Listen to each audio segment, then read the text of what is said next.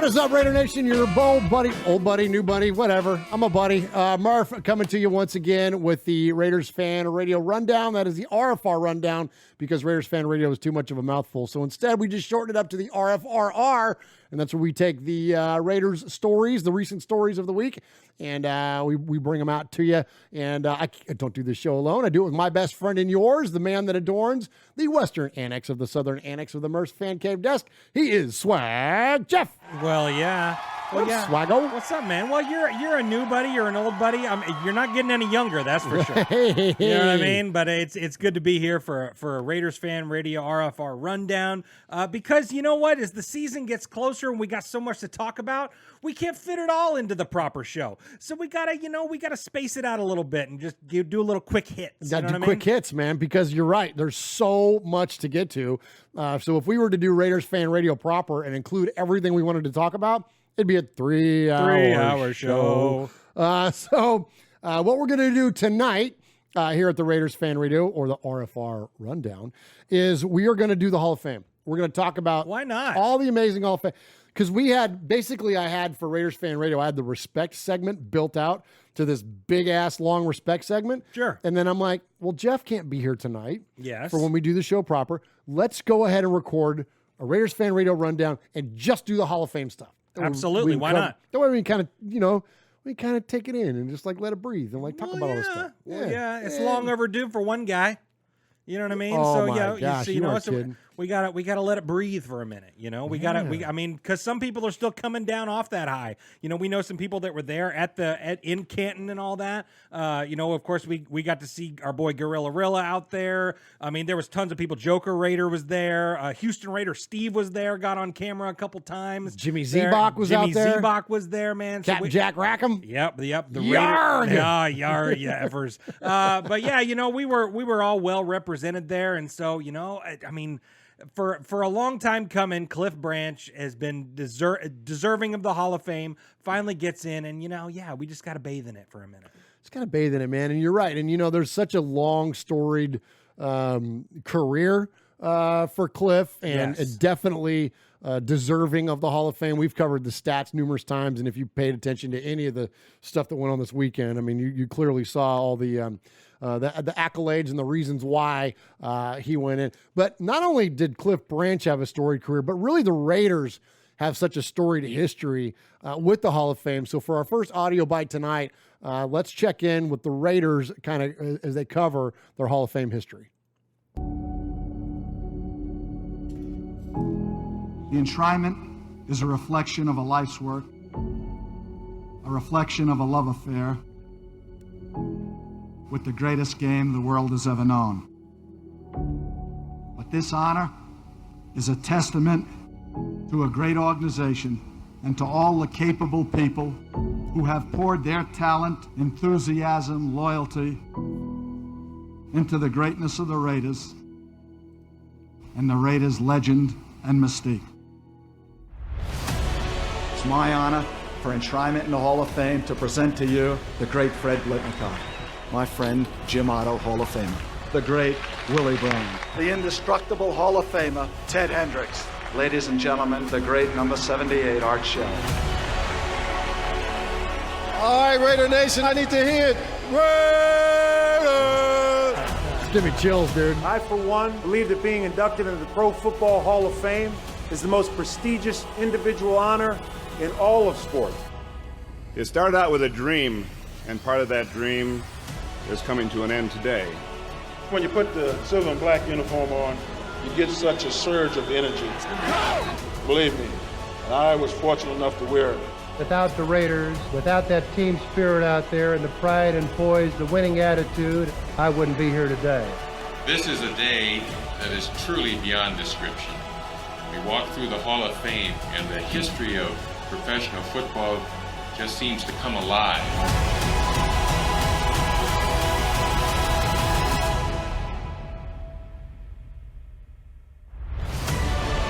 Thank you for allowing me to be a part of this Hall of Fame. Thank you for allowing me to touch all of your lives in a special way.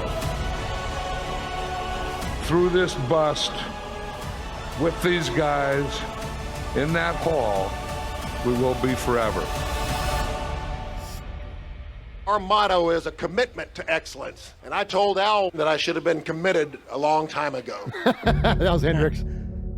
As I take my place in history, hopefully I can always look back and remember this moment. Just win, baby.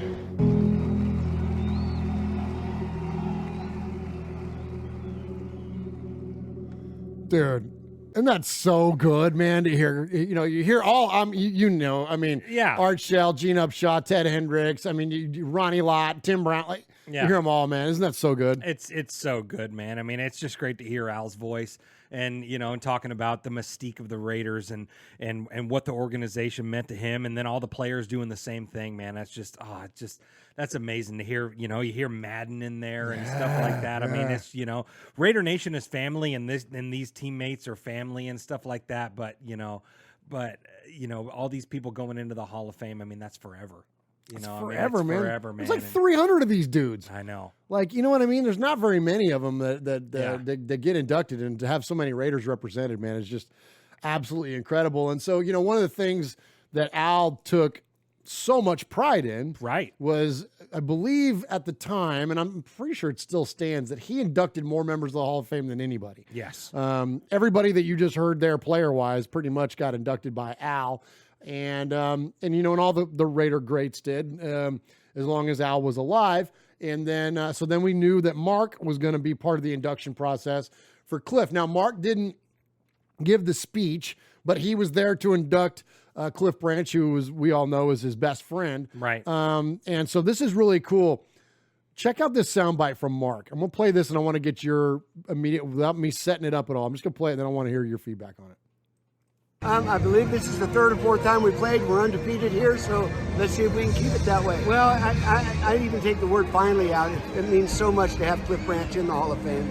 Unfortunately, he's not here with us today, but he knew he was a Hall of Famer and that his day would come. And today and Saturday, he will officially be in the Hall of Fame and get to undrape his bust, and it'll be one of the proudest moments of my life. Yeah, I mean, like father, like son, right? You know, that's what Al took pride in. You know, he took pride in you know, putting in Fred Biletnikoff and John Madden and Art Shell and Jim Otto and Ted Hendricks, all these guys. I mean, that was his goal. You know, he brought in and wanted to build the best organization in all of sports. And what signifies the best team and players in professional sports is you make it into that Hall of Fame. You are the best of the best. And so that was his goal, is to put all of his players into the Hall of Fame. And so now to see Mark follow in those footsteps and, you know, and get to induct not only, you know, this new era where Mark has taken over and he's doing that, but that was Al's guy. Like, I mean, that was like one of the last, you know, pieces or whatever of Al's regime that, you know, I mean, had such a huge impact, play in, play out, game in, game out. I mean, that was his dad's guy. And so, you know, yeah, of course it's one of the proudest moments of his life. Why wouldn't it be? That's amazing, dude. So, yeah, I'm so glad to hear you say that. And I've got a great segue because I've got an Al clip coming up here, what Al talks about, what the difference that that Cliff made when he took the field. And what's interesting about those comments, too, from Mark is that he says the proudest moments of my life. Like, I don't know a lot about Mark Davis's personal life, but, like, considering that he fulfilled his father's legacy by getting a stadium built, you know, like, you know, he's got this incredible, like, run of success with the Raiders since he's taken over the organization. But this moment, this is one of the proudest of his life. That just, like, something about that, man. It wasn't when I took over the Raiders from my dad. It wasn't when we got the Legion Stadium that first day there. No, inducting his best friend in the Hall of Fame. Like, that's a very resounding thing to me for Mark Davis to use those words, and just a testament to the connection that he had. And that's why, you know, like you mentioned, you know, Al took all that pride in all those players being great enough to be in the Hall of Fame, but then they chose him to induct them. Sure. So now it makes me think of, like, about Mark's legacy. Like, if it's Hunter, you know, if one of these days we see Hunter Renfrow get a jacket, or Max Crosby, or Derek Carr, or, you know what I mean? Like, are those guys, you know, going to Mark Davis and saying, I want Mark to put me in. I want Mark to be the guy that inducted. Darren Waller, 100% found and shout out to Bussin' with the Boys too, by the way, with Darren Waller on their latest podcast. Yes. But Darren Waller, like, if it's not, it's all completely under mark. Like, you know what I mean? Like, so anyways, and all these players are, frankly, but like, I don't know. I just think about that and like the guys that are likely at least have a potential to be Hall of Famers. Yeah. Well, and I love that you brought up Waller there because, I mean, if you're familiar with Darren Waller's story at all, I mean, basically the league was done with him. He was what? I mean, I guess he still considers himself a drug addict, a recovering, right. You never stop. Yeah. You'll be an addict forever. But the league gave up on him. He kind of gave up on himself and, kind of got clean and started doing the right things and made it to the Ravens practice squad and stuff like that. And then the Raiders took a chance on him. Now, who else does that remind you of? Al Davis. Oh, let's go, Jeff. You know what I mean? Al Davis, kind of went out on a limb and took chances on people and brought them back to greatness. And that's what the Raiders did for a guy like Darren Waller. So it would shock me if Darren Waller made it to the Hall of Fame and didn't ask Mark to do it. You know what I mean? Yeah. Great point, man. Great point. Yeah, that's it's going to be interesting to see. And hopefully these guys will rattle off a championship and or 2 or 5. And then it'll definitely be a big time topic of discussion when it comes to their retirements. But anyways, let's get back onto the Hall of Fame here. So as Jeff talked about, Al Davis, Cliff was his guy. Cliff was the epitome of the Al Davis offense. He was the next version of Warren Wells, that guy that could stretch the field and unmatched speed and all that good stuff. And so let's check in with Al as he talks about Cliff's impact on the field. The great Cliff Branch. When we come out of the huddle, the defense wants to know where he is right away because he's going to put instant pressure. Now, we would move Branch around. We would move him from the left side to the right side and in different locations. But we knew, and they knew, that if they didn't do something to stop him right away, we were going to him and we'd get the big play, and he could deliver. I love that, man. Yeah, he could. Absolutely, he could. And it was such a unique thing. Yes, I mentioned that the Raiders did that with Warren Wells, and of course, Darryl LaMonica throwing 60-yard bombs to Warren and all that. But Cliff was the one that really took that idea of stretching the field to the next level. Sure. And I even hate to say this, but like it almost hurt Al because he was always chasing that. It felt like whether you look at all the different fast receivers we had from James Jett and Lofton and Darius Hayward-Bay and he was constantly chasing. Well, he didn't want first downs. He wanted touchdowns. So he was chasing that ridiculously fast Sure. wide receiver, but that's a testament to Cliff's talent. None of them could do what Cliff did, not to the level of effectiveness anyways. Yep. You know what I mean? Cliff Branch was Tyreek Hill long before Tyreek Hill. Yep. You know what I mean? He's responsible for guys like that. You know what I mean? He set the precedent for that. That undersized a little bit, but could still body you up and go get the ball. Totally. Just like, unfortunately, we've seen Tyreek Hill do the Raiders enough times. Mm-hmm. You know what I mean? Where it becomes almost like a tip drill. You know what I mean? Where you got two guys down at the goal line or whatever else to go up and get the ball, and the shorter guy wins. You know what I mean? That was what Cliff was. And so, anyways, it's absolutely unbelievable to what he was doing at the time. This is back when you could still mug the wide receivers. They don't have the freedoms that they do now in today's NFL. There wasn't even a passing league. It was a 14-game season. You think about all the things that were literally stacked up against Cliff Branch having the career that he did, and he did it anyways. Right. Absolutely generational talent. Here's one of my favorites. So speaking of all these big plays, Jim Plunkett, who was not famous for throwing the deep ball, does share the record with Cliff, though, for the longest Raiders touchdown. Do you know how long that was? I think he went all the way, 99. 99 yards. And when you listen to Cliff, he'll tell you it should have been 99 and a half because literally Plunkett is about on the goal line when he throws that thing. You can't get higher than 99 in the NFL, but if you could, it was for all intents and purposes, 100-yard pass. Sure. And so he throws it 20, 30 yards. It's not even 30 yards. It's 20 yards downfield. Cliff gets on the other side of this defensive back, and it's a foot race all the way to the end zone. And, of course, no one was beating Cliff in a foot race. So let's check in with that play and listen to Cliff Branch go for 99 yards against the Washington then Redskins. Play fake. Tuck it back. Throw it. Way up the field.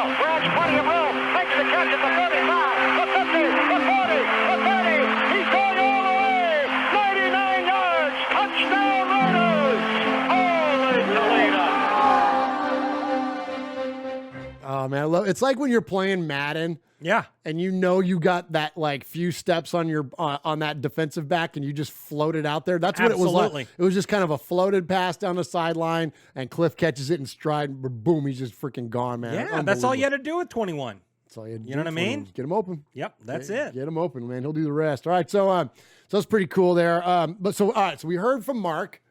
We heard from Al. You heard from us. Right. Which one of these is not like the other? But let's listen to Cliff. Let's check in with Cliffy B and hear him talk about being a Raider. As a kid, you have dreams and want to be a professional athlete. I couldn't be more blessed to be in an organization that's going to throw the football. Throwing the bomb for Branch. Touchdown, Raiders! Most defensive back feared of my speed because I could run by people pretty easily. It's been a fulfilling dream. Yeah, you could say that. It's been a foundation for me to grow as a man and to have a great career. Throwing the bomb to Branch. I mean, winning a championship is what you play any sports for. So let me do it 3 times. Yeah, why not? It's been my life. It's been the ultimate thing for me to be a part of, and I've been really blessed and honored to be an Oakland Raider. You know, it's just it's crazy how and I was texting you about this during the Hall of Fame ceremony and all that. Like I got pretty choked up, you know, and that might be crazy for coming from a guy like me who hasn't been a Raider fan his entire life. Oh, right. I was not alive to see Cliff Branch play one snap. You know what I mean? But like just to see what he means to this organization and what the organization meant to him. Like, I mean, that's just like, it's so poetic. It's so beautiful. And, you know, it just, you know, it makes me proud to don the shield on my hat because he did that too. Let's go. You know what I mean? It's just, it's so cool. That's awesome, man. Very, very well said, Jeff. And, you know, you're right. The reverence that the organization has for Cliff was matched by his reverence for the organization. And I would think that those things are a close match to the reverence that we as fans have for Cliff Branch. And we love, I mean, you know, whether you were around for it or not. I mean, and I was a very young kid, you know what I mean? When they won their Super Bowl in '83, I was 10 years old. You know what I mean? So I was very, very young at the time. But he was one of those kind of guys, he just basically transcends it. And he meant so much to us fans. That's our guy, you know what I mean? And Cliff recognized that, and he also had reverence for the fan base. And in Elaine Anderson's speech, his sister, who I thought was awesome, great speech, you know, because you see like players and stuff, like they're used to kind of giving speeches, especially these high profile guys. Sure. Like Baselli, like Tony Baselli, like he preaches all the time. And like, you know, he like being at the pulpit, being at the podium. Sure. That's not a new thing for him. But Miss Elaine Anderson, that's not her thing. Like she's not. So for her to go up there and do what an amazing job she did, yes, giving Cliff's induction speech was incredible. And one of the things that she detailed was about how Clifford, as she calls him, is about how Clifford loved Raider fans. Clifford was drafted by the Oakland Raiders, and when this occurred, his blood turned silver and black. Love that. So good. It was Al Davis who said, "The fire that burns brightest is the will to win." Clifford was born with the will to win. Thanks to Al Davis and John Madden, who treated Clifford like family. To his BFF, Mark Davis, and Mark's mother, Carol, and also Coach Tom Flores. Thank you to the entire Raider organization. Thank you to the Raider fans. Oh, how he loved y'all. Let's go. Yep. It was the fans. It was the fans who posted at every game, "Speed kills, number 21, Cliff Branch." Clifford loved that. Thank you to everyone who poured into Clifford, enabling him to be the best that he could be. Oh, dude. Isn't that amazing? So good. So freaking I get good. more, I'm feeling more in my feelings about it now than when I watched it live. Yeah. So good, man. Yep. So good. And and nothing more iconic than that Speed Kills sign and Cliff's Corners, they called Holy it. cow. They're in the Oakland Coliseum, and especially, you know, there's those great NFL films of him running and catching the ball over his shoulder and running into the end zone with that you big see sign. it right there. Yeah. That's so good, man. So freaking good. It's so good. So, all right. So there it is for the late and great, of course, Cliff Branch. Much respect. Raider in peace. And it's. I'll just say this last thing, and I hate to end on a negative note, but I will say this. Let's do the right effing thing, Hall of Fame, and get these guys in while they're alive to be able to enjoy it. Nothing meant more to Cliff post his playing career than his induction into the Pro Football Hall of Fame, because he and everybody else knew he was deserving of it. And he never hesitated to bring it up. You could almost say the same thing with Stabler. And now we've got 2 posthumous inductees. We lost Tatum a long time ago. So if Jack Tatum ever gets in, there's no way around that. And I don't think that would be as egregious. But like a guy like Lester Hayes. Well, yeah. What the hell are we waiting for? Yeah, what are we waiting on? Yeah, absolutely. And you know what? And I think a lot of the former players and the people that are in the Hall of Fame or are and not, they recognize that and they realize that the Pro Football Hall of Fame made 2 horrible mistakes, not getting number 12 and not getting number 21 into the Hall of Fame when they could actually give an acceptance speech and wear the yellow jacket and all that kind of stuff. And so, I mean, you see a guy like Charles Woodson right now, he is lobbying so hard for Judge right now. Oh, is he? Oh my gosh. Yes. Good. He's been, he's posting all over the place and get this man into the Hall of Fame now. Good. So I mean, they've got a lot of people in their corner. Lester Hayes does and stuff like that. So come on, do the right thing. Do the right thing, because that's the next guy. Yeah. I mean, I get it. If I mean, of course, we're gonna say it from the rooftops about Tatum and even a Villapiano or whatever. Sure. There's plenty of guys. I'm not on the Plunkett thing. I hate to say that. I just I know he won 2 Super Bowls, but. You guys have heard my thing about Jim before, and that's not a dig at Jim. I've never been more starstruck to meet a Raider in my life than when I met Jim Plunkett. That's not a shot at him, but even back in the day, it was he wasn't known as a prolific passer. You know what I mean? And anyways, but point being, not picking on Jim. But Lester's the guy. That's the guy. Next on the list. That's an undeniable guy. He's got the stats. He's got the rings. He's got to me definitively what makes you a Hall of Famer.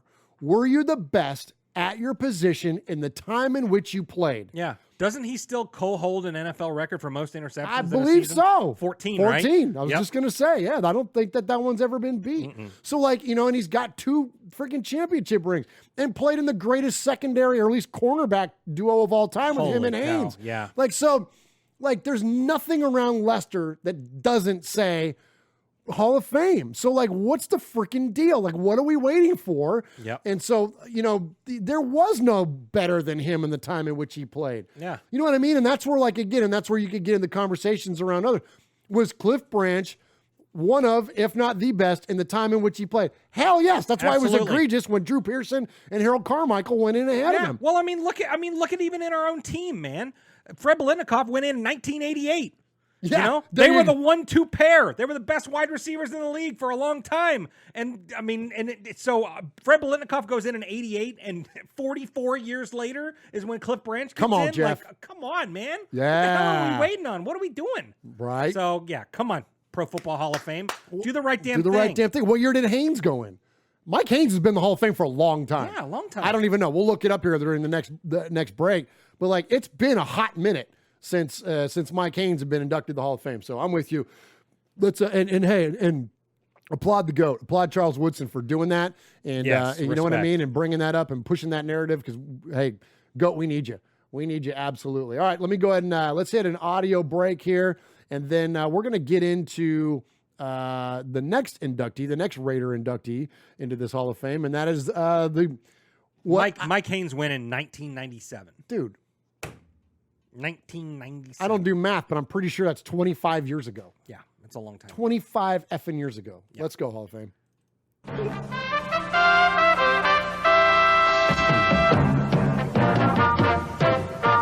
This is Raiders Fan Radio. I'm Brent Musburger, and I don't care who wins as long as it's the Raiders. Me too, Brent. Me too. You're listening to Raiders Fan Radio with the real star of the show, Little Murf, and my sidekick, Uncle Mosh. There used to be a third guy, too, but I kick him out. I don't know if I've ever heard that one. You never heard that one? Uh-uh. Yeah, he was talking about Sonny. Nice. Little Murph kicked him out. Nice. All right, so let's get on to the next. So listen, full disclosure here. We had talked about this guy a lot on the show. And I'm talking about Richard Seymour, who also went in. And Richard Seymour was in that kind of class of Raider to me of, yes, and I know there's been a lot of Raider greats that have come in and played the back end of their careers with the silver and black. And I know that's a very common theme with our team. And I don't begrudge a lot of the players that have done that. And many, many of them have, from Rod Woodson to Jerry Rice to whatever. It's a long-ass list. Sure. Justin Tuck. Richard Marshawn Lynch. There you go. Yeah. So Richard Seymour was in that realm for me. Sure. And the time in which he played for the Raiders, we were awful. Right. I mean, these are dog shit football teams that we were playing on. So although he and Tommy Kelly were pretty good on the interior, the rest of the there was nothing to root for back then. You know, I think he had his highest sack total he had with the Raiders was like 8. Came in one of those years in the 4 years that he played with. Anyways, point being though, is that like, I didn't like have a lot of reverence for him as a Raider because the teams were just terrible. Like, if anything, Nnamdi was the guy that stood out because Nnamdi was the guy we drafted. Sure. Al cultivated, took him from safety, moved him to corner, whatever. I mean, he was this great player. Richard Seymour was just this kind of like an also ran that came over from New England because they jettisoned their players right before they, hit that last payday, blah, blah, blah, blah, blah. So, all right. So all that said, I wasn't really stoked for this thing. Sure. Then I heard him speak. Yeah. Go figure that, and I don't know if I would even say shame on me by not giving him a chance, but we never heard him. Like, I never heard, unless somebody wants to hit me to it, I don't remember Richard Seymour being on like talk shows and like whatever else, doing interviews and whatever, talking about his reverence for the Raiders. I don't ever remember that. Yeah.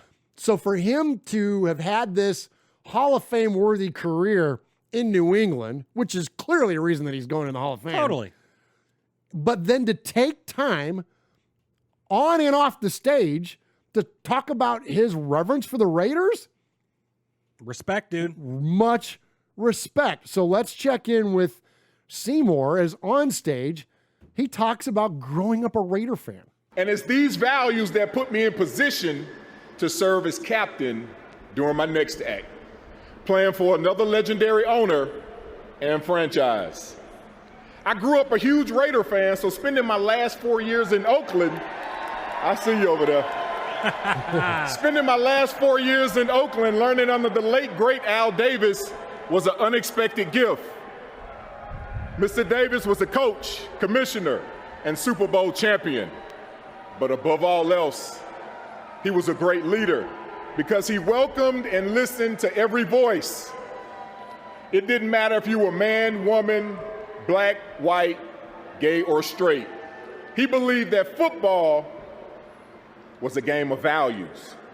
And Mark Davis continues to serve as a beacon today, lighting that torch, because he knows it makes football better and it's the right thing to do.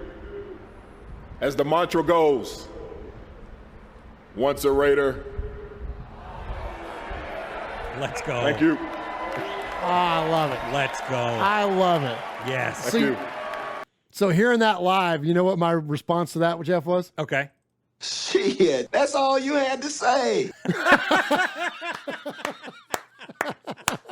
Yes. Right? Absolutely. Like, man, like, wow, refreshing to hear that, man. Yeah, yeah. How cool is that? Yeah, I mean that's amazing. I mean, and shouted out the fans as well too and stuff like that. Yeah, man. I mean, I was with you.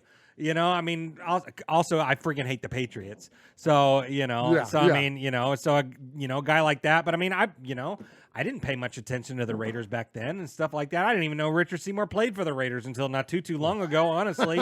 And, but yeah, I mean, the guy's got, huge respect for the Raiders, understands what it means to be a Raider and stuff like that. And yeah, I mean, the guy grew up a Raider fan. I mean, come on. Let's go, man. Let's go. You should get in the Hall of Fame just for that, right? Just for that. If you grew up a Raider fan. And then you got to play for him, like you're automatic Hall of Famer. Yeah. All right, so he grows up a Raider fan, has this career in New England, but then he goes to go play in Oakland, and he talks about playing in the black hole, which is really cool. I'll say this to all my Raider fans: once a Raider, always a Raider. And the great late Al Davis, he traded for me when I was a Patriot, and he said, "Hey Richard, we like tough, physical talents." And I was able to, when I came there. Tommy Kelly was there, another guy that I truly respect, and it's a big, tough, physical defensive lineman, and also then for me to go as a defensive lineman and play in the black hole, that meant so much to me as well. Just to be a defensive player to play in for the Raiders and the rich history that it's always had and the traditions, is truly an honor. So good. Well, yeah, absolutely. How fun is that? Yeah, very, very cool, man. So good stuff there from Richard Seymour. I got one more for you here. So this is pretty cool. So this is another thing where I just, hearing him say things like this makes me like he cares what we respect. Right. But it just, as a fan, it endeared me so much more to hear him say some of the things that he said. And this last one here, he talks about consulting with Mark Davis. And Mark Davis has never been shy to reach out to players and whoever else from the past to inform his present. And that, again, is a very Al Davis-y thing to do. Totally. So to hear that Seymour is involved in that, again, very, very cool stuff. So let's check in with him on that.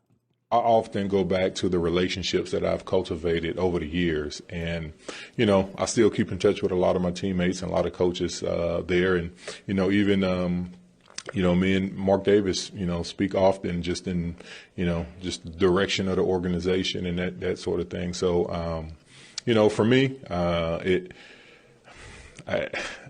I'm really speechless, because football has allotted me so much. And to be here now as a Pro Football Hall of Famer, we'll be in Vegas now. So I'll just come and maybe light the torch with my gold jacket on. Shit, that's all you had to say. You're not kidding, man. Right? Yeah, that's amazing. Doesn't that make you want to go out and get a 92 jersey now? Yeah. Well, of course. I'll go buy Well, one yeah, tomorrow. you'll buy one tomorrow. Swag Jeff will get one. Yeah, no matter what.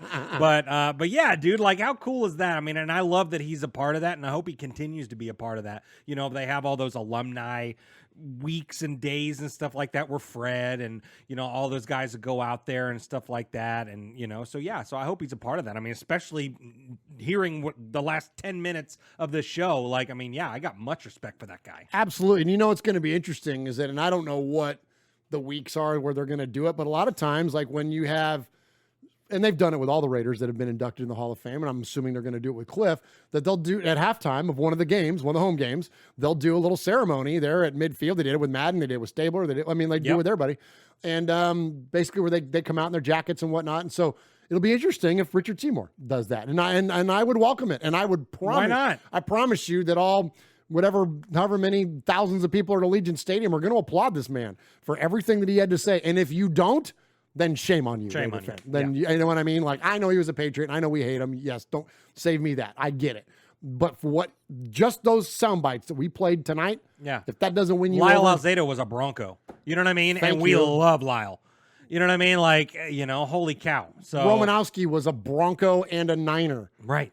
You know what I'm saying? Jerry Rice was the worst of the worst. Yeah. You know what I mean? And I know we don't claim Jerry really, but hey, I claim man, him kinda. He was on a team that we went to the Super Bowl with. Come on. You know what I'm saying? Rod Woodson was a Steeler. Ain't nobody denouncing Rod Woodson. Right. You know what I'm saying? It just that, but the difference is that the Raiders didn't win when Seymour was there. You know what I mean? If the Raiders would have been making the playoffs back then, you know what I'm saying? Holy cow, yeah. Yeah, because ain't nobody shouting down Tom Rathman or Ronnie Lott.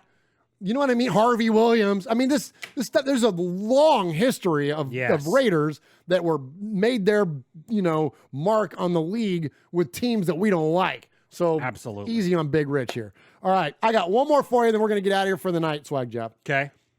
We're all about full circles. Absolutely. Let's complete the circle. Let's complete it. So this was cool. So the Raiders obviously played in the Hall of Fame game. Yes. The Raiders got up there, from best I could tell, a day early. So they could tour the Hall of Fame on their own accord. And of course, all the camera crews were there and everything. And it was great. You see these amazing pictures of like Max Crosby looking out over all the different busts. And like, there's one of him looking at Howie, which is phenomenal. It's so just like, good. Yeah, they took a similar picture with Derek and Stabler. Like, I mean, like, just, it's so cool. So good, right? Like connecting the past to the present is just such an amazing thing. And so here's something that's really fun. And so like when I visit the Hall of Fame, they had the wire telegram of Al Davis communing with the Denver Broncos on Willie Brown's trade. Yes. And I took a picture of it. It's freaking awesome, So right? cool. So what they had out there on display, because they had old Raider display there, they had Derek Carr's draft card. And so this is cool. I think I have it here. Oh, shoot. No, it's not here on my list. Where the hell is that? Hold on. Pick me up here, Swag Jeff, while I'm looking for this thing. Yeah, well, yeah, I mean, and I think you can also find the video or whatever of Derek looking at that. But yeah, so he's out there at the Hall of Fame and stuff like that, and they're interviewing him, and he goes, look what I got in my hand right here. This card is what was read on the stage in the 2014 draft. Or 2014 or 15, sorry. 14. 14, yeah. So, and what's significant and so cool about that is that so Willie Brown made the pick. Yes. And that was Willie Brown's last pick. Let's go, dude. Yeah. They got my draft card. I remember the great Willie Brown holding this right here, calling my name, and I was a Raider about 9 years ago. And I'm still here. We're just getting started. Love it, dude. Yeah. So cool. So cool, love, man. Love it when everything freaking like connects back. Yeah. Ring theory, they call that, Jeff. Is that what they call that? They call that ring theory. Do the kids say that? Kids say that. Yeah, you hear a lot about like mythical storytelling. Oh, okay. Like whatever, like the Iliad and the Odyssey and Star Wars and like all kinds of stuff. Oh, yeah. You hear about ring theory when things have echoes of one another and they wrap yourself in the past and in the present. So let's hope that by connecting with, of course, the late great Willie Brown, Derek Carr, the past Raiders, the future Raiders. Yeah, and you know what? And I think that's so important. I mean, obviously the league, scheduled this whenever all this stuff came out and stuff like that, and that's before we hired Josh McDaniels and all that kind of stuff. But I mean, to see how closely knit the team was last year when they faced adversity, and it's still going strong now. I mean, you go back, you go listen to Bussin' with the Boys, the podcast with Darren Waller that they just dropped today. They talk about that, like how closely knit the team is and stuff like that. And I just think it's so cool, and it was so important for all of these players to go to the Hall of Fame and go see these Raider greats and stuff like that. Because you know what? Because I bet that's how the 83 team was. I bet that's how the 80 team was. Just brothers and, a band of brothers. And so, I mean, it's just so cool. And I think it's super important for all those guys to see where the team has been and now to see where it's going. Oh, Jeff, that's awesome, man. 100%. I could not agree with you more. What a unique opportunity for the Raiders this year. And, and oddly enough, we likely have the most competitive football team we've fielded in an awful long time. So to now have those things connect, and now hopefully we can bring it when we get on the field this year, that's going to be a freaking awesome thing to watch. Absolutely. And to go back on that, because I just listened to it's one of my favorite podcasts that Bussin' with the Boys has ever done. But they asked him, Will asked him, goes, what do you think about this offense, man? What's that offense going to do? He goes, explosive. Oh, nice. So even the players, it's gonna be so fun. They know what's up. Freaking money. That is cool, man. Yep. That is cool. All right, so so I got one more thing for you. So while you're talking about that, go ahead and tell us a little bit about, because I think we can announce it now officially. What do we have going on, Jeff? Coming up towards the end of September, our big tailgate. Speaking of the Bussin' with the Boys guys. Yeah, absolutely. So September 25th. Acme Feed and Seed, downtown Nashville. That is on right on Broadway, right on the corner of Broadway and First Avenue in downtown Nashville. The Bussin' with the Boys crew and the Raiders Fan Radio crew will be co-hosting a tailgate for the Titans-Raiders game coming up September 25th. We're gonna black this thing out, man. It's gonna be so much fun. It's gonna be so much fun. At 10 o'clock, I think, is when the doors will open for that, all the way up until game time, when everyone will walk across the pedestrian bridge together to do that, to go to the game. So yeah, man, come and hang out. We're gonna be selling merch there. We're gonna be hugging all your necks and stuff like that. We want to meet you. We want to see you. All these people that interact with us on a week-to-week basis on our show, emailers, callers, all that kind of stuff. We don't know what you look like, and so to put a name with a face on a lot of this stuff, it's going to be really, really cool and really fun, and we cannot wait to meet you and see you there. But yeah, it is official now. Acme Feed and Seed. And it's a great place. It's a 3-story bar. It's so much fun. It's going to be hot outside, but we'll be up hanging out on the roof. We'll be on the second floor. We'll be doing our thing, man. It's going to be really, really fun. Absolutely. It's going to be a great time. And so where Acme is, it's on the corner of Broadway and First Avenue. There's literally nothing between you and Nissan Stadium except the Tennessee River, and there's a pedestrian bridge that walks over. Don't swim across that. It's gross. Yeah, don't do that. But come and hang out with us. So the kicks off at 10. So come and hang out with us, enjoy tailgate, enjoy some good food, hang out with us, hang out with the Bussin' guys. Yes. Listen, there's going to be a ton of content creators there. Our buddy Graf is coming. So many people that are associated with our show are going to be there. Yep. It's going to be, Scott Gobranson is going to be there. Like, it's going to be insane, the amount of people that you're going to see at this thing. So definitely come out and check that out. Yep. And you can hang with us until like 11:30 and still get to your seats in plenty of time for the national anthem. Sure. Like, it's Nissan Stadium, the Absolutely. egress and ingress to getting in and out of there is super easy. It is. It's a great, you don't stand in line to get in. Like, if you're scanning to get in, you walk right up. It's 10 minutes maybe tops. Like, Maybe. it don't take long at all. You can get to your seats in plenty of time.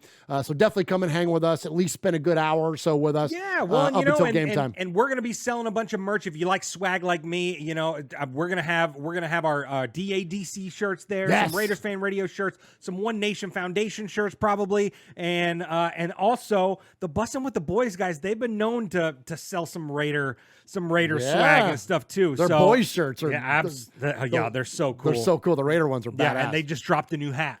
A new silver and black hat? Yeah. They just dropped a new silver and black hat, and it's so badass. Oh, that's cool. It's Right so on, badass. right on. So make sure you check them out as well, because Will Compton told me he might be rooting for the Raiders on September 25th. Hell yeah. You know what I mean? There's a reason that's a silver and black hat. Absolutely. Yeah, they got to do their two-tone blue thing because they're here in Nashville. The roots of that show are here in Nashville. Yeah. But Will's a Raider. Hey, Will's a Raider. Will's a Raider. You hear a hell of a lot more Raiders on their show than you do Titans. I'll just say that. Well, yeah. Absolutely. So we appreciate you joining us here tonight, here on the YouTubes. Check us out tonight on Raiders Fan Radio. Yeah, right after this drops. Yeah, right after this, 4 p.m. Pacific, 7 Eastern. You can check it each and every week, youtube.com/Raiders Fan Radio. You can also find us anywhere you can find a podcast at Raiders Fan Radio. Just search it. Ask your Alexa, ask your internet-connected device. Tell them that you want to listen to Raiders Fan Radio.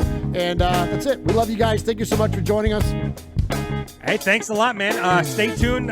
Stay in your seat. Go grab another drink, whatever. We'll be back soon. Well, I won't, but they will be back soon with with episode 255 of Raiders Fan Radio. Thank you guys so much for tuning in. This is always a fun show to do together. Just a quick little hits. Talk about the news. Talk about the important stuff, and of course, Cliff Branch's important stuff. So thanks guys for tuning in. We love you. Don't forget, what happens in Vegas started in Oakland. All that other cool tagline stuff that we say at the end of every show. Love you. Bye. Good night, YouTube. Good night. 20 minutes. We're going to take a power nap. We'll be right back.